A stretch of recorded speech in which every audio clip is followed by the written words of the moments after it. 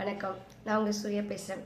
இன்றைக்கி ஆன்மீக தகவல் என்னன்னு பார்த்தீங்கன்னா, நம்ம ஒரு விசேஷம் பண்ணும்போது சந்தனம், குங்குமம், முகூர்த்தக்காலுக்கு நடுறதா இருந்தாலும் சரி, நம்ம நலுங்கு மாப்பிள்ளைக்கோ குழந்தைங்களுக்கோ வைக்கிறதா இருந்தாலும் சரி, சந்தனம் இந்த மாதிரி தடவக்கூடாது. இறங்கு முகமாக தடவக்கூடாது, ஏறு முகமாக இப்படி சந்தனம் தடவணும்.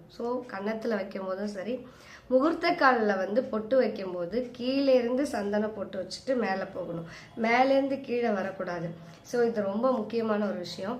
நிறைய பேர் என்கிட்ட கேட்டுட்டு தான் இருக்காங்க. நான் நிறைய விசேஷத்தில் பார்க்கும்போதும் அந்த நேரத்தில் கொஞ்சம் தடுமாறுறாங்க.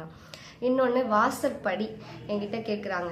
அதாவது லாபம் நட்டம் அப்படின்றது எப்படின்னு, நம்ம நஷ்டத்துலேருந்து ஆரம்பிக்கக்கூடாது, லாபங்கிறதுல தான் ஆரம்பிக்கணும். லாபங்கிறதுல படி ஆரம்பித்து லாபங்கிறதுல தான் வீட்டுக்குள்ளே போகணும். நஷ்டத்தில் வரக்கூடாது. ஒவ்வொரு ஸ்டெப்புக்கும் ஒரு கணக்கு, லாபம் நஷ்டம் லாபம் நஷ்டம் அப்படின்ற மாதிரி. அந்த மாதிரியும் இருக்குது. இன்னொன்று, புது துணி, இப்போ முகூர்த்த புடவையே எடுத்துக்கோங்க.